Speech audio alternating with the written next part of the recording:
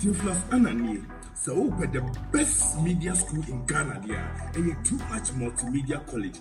If we say about equipment, apapa, a church for our quadruple ewadisium, any air conditioned room there, about media law, advertising, camera handling, and marketing there, and then a location of Abeka Flipper Junction. Fanamba ne boasio na wankasa frɛ na obi andada wa na memo bi kasa me frama wankasa frɛ abati bi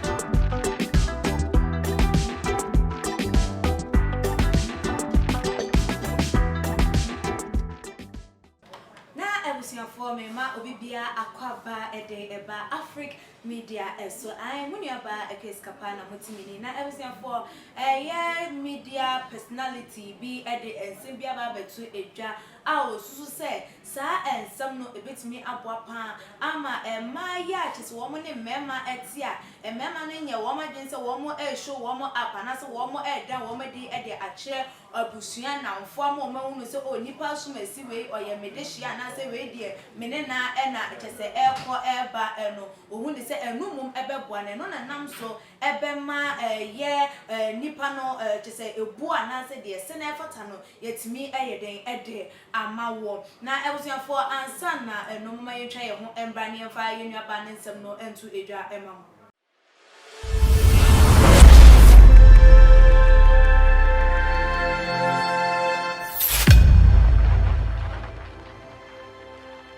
Yona abusia said ye nuaba Dolores from Pomanson Day and some no to Adriano and you'll see if he doesn't post you, take his phone, go live and introduce yourself. Not just with your man. I want to bear matse na nasa winning a carbon thing, just winning nam Ushian and now for 4 share bushia for just a yard so to me castle. Oh, this my bay and now this my girl, this my fiancé, one cabin chilobia, and any who say you busan oh who be this or say now I said not just say we're tremor a day. Enya de so ye na dwen se wo de wo chia ama onkrofo ehunu so o nipa so masi ana wa benten na mene nam se so na mene na hihye wo tie bia bibia ni a mo betimi ayi masute wo se wo sa wo ban kwa menteten ha wo se sa bre na twam ebre na mema introduce made kire ne nafofo abusuafo na twam se ebre na dru se man ye ankasa ne introduce ye ho fama eye ne nafofo ye introduce ye ho emfa emma eye na wofo ene wo ma wo se wo mo enim ye ntie de hia ne so obefa be ma ne fon na ne wakọ live na wakan ne abusua ebia midinde so and so nipa sumasi oye mekanchima ye baba be ware enti wo ba no wo hunnim na asimwa na nya chese dua boda ho eno no sa na chese ye hu sampa wona wo to be ma na se chese wafa be ma no eye no num nko na wotu obi a entimi venture na amado na aka se dem nensem na wo kan de ezisi so kura na wo ba wo be dis adwuma no di nchin na chese jaya ne ye jawa enisa na ensem we e de na chese ye papa Mr. Ben Bruce e wa hanom se oye be ma yi de wono ene ne kanchima na woni ne te na chese wo kanchima fa afon na odi dis ensem hunu na wo betina se ene no akoso edeti anase den ena wo reaction ebesi ayenti mun ka me hwen na me ne Mr. Ben Bruce entwetwe nkomo eja no akwa aba because online channel. Why introduce you? Asamo, chewatifo. So say Bible asamo kind of. Say man, why aggressive to do? And then but you see, on a more serious note, you're kind of 50-50. Okay. Say only obina. You see, me introduce you to me parents, and I'm enough for. It shows how I value you. Okay. As a person. Okay. Na and say, nature say I take you serious. Serious, sure. And obi any hono. Na me to me emfa won kire nature say one. Ebi o na odona o for say me do no. Yes ana me do. Yes ana. Okay. Two ebi a me who say me no long term future bi. What do I say? Okay. And then lastly no ebi kra na me ma me kra me obi kra kwa kire ne dada. Enti me say no kwa kire he. Okay. What I say is but in another form too. Mess make us say be another bear to not or hard because yeah, a wrong say who we not kofi and check no more jay now side you be able to say we a playboy into be so not hard into 2 ways It's a yes or sorry, and I know what announce him. Me don't announce what. Miss announce and I'm to my mouth phone, I'm to announce Mrs. Assistant or announce or madam or mental problem to move your you know. Now it's here or because what to be called Lancho. Mammy me Lancho. Okay. Why I say Mammy Bemano, me found P. No beer said, this is my woman. Okay. Me yeah, maybe I'm watching something. So I say, and you're wholly true say. Because me nye inti no na ebia me de wusie ebi wana me hwade o hwade na ye pesi ehunu oba ne be ma enantia for how long na e was say be ma na busuafo ehunu say me ye ba no woni we e kwa na oba na busuafo ehunu say ye ba no woni nipa so mesi de etu anamo say e bre ben na e was for how long months and years. There's no definite time. Okay. Met me ehunu from your conversations me say you are so real say met me introduce you ene. Met me home for the next 1 year. Me check it be me nyaye. I didn't it. Okay, check it na 9 years. Epia me dem to check 15 years. Hey, that's a me hwade e be me win. 15 years. Aye, e be so am to check 45 minutes na wie. Okay. It depending on oba no. Oh, e man be a tricky. Me be say wasem we now the way aba. Now the way aba. How do I know what you're telling me is the truth? Okay. What do I say? Okay. You know, a man be cry worry, or any kuna janesiga.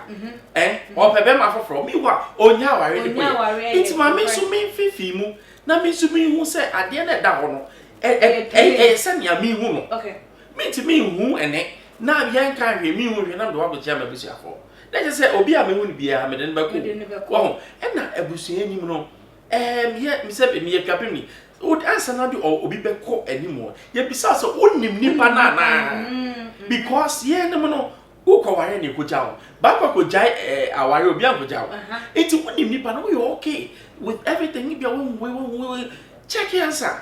Answer that nako. Na ye ne say ye mu no wo check ya ma na hu say oba no ye okay no. Be say me hu say oba one be ma ete ana be ma one eye oba e wo no ma. So mo obi fa obi phone or checking the panel messages or picking again the panel calls obo ho no ma obetimi afra ne bia bema oba bi betimi afra onya fra ya na o girlfriend na apeke I me pa cho hwan na won ne kasa ebo onso so oba na wo frɛ oba phone oba frɛ ne bia bema apeke osian nipa na wo hwehwe no ye me mpena ntino like sa na possible relationship mo phone exchange now be won we afra we phone na we hwɛ de wo nipa ne phone so o pe bibi hunu de wo nipa ne phone so right na nonsense good nonsense. Okay. Phone your private affair. Okay. Me phone personal phone and you there. Okay. What I say me ye nyina ye wo agro bi etimi ne obi and no just nipa obutumi so di me. Oh, who found me phone say? Me phone say. Okay. Who phone ring cry? I bet me ring here. I just okay so di. Who phone ni mama.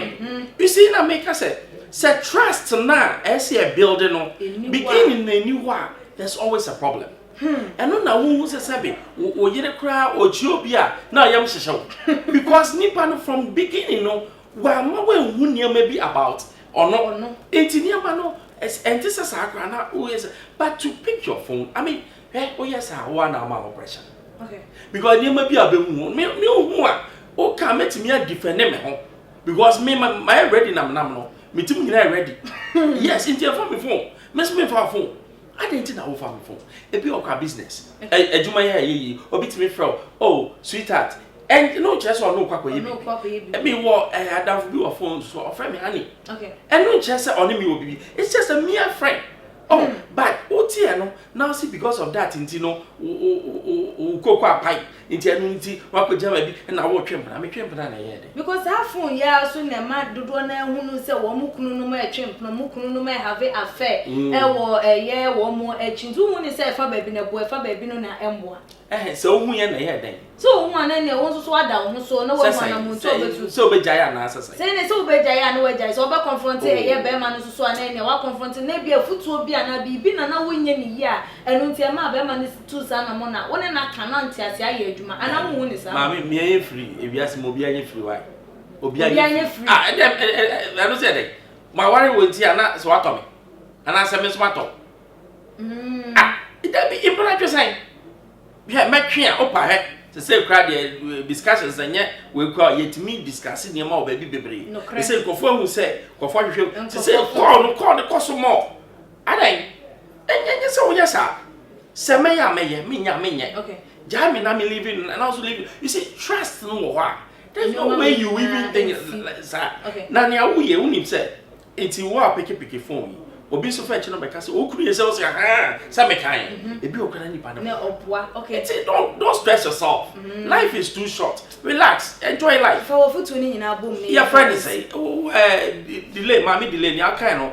Na match say partly true partly false. But Obama, don't pick your wife's phone. Oba, don't pick your husband's phone. Our businesses or your own for no agro and cause stress on home. And then you see, life don't take it too serious. And never be let's take it on a lighter side. If you are our friend be sweetheart, now cocoa pie, and then I make our friend sweetheart a bank, and then let's run and you build a trust. You build a trust new year. The relationship will flow. The relationship will flow. Ebusian for said yeah papa Mr. Ben Bruce edin nsem no atu edwa eno no wonso adwenche fa nsem no no fabra ebebe to edwa ewo eye Afric Media. Your comment section, like a videos na share on all the social media platform so media any equia sika pa bet me follow you on all the social media platform. That's ne yebesan edi ehia ebi makram.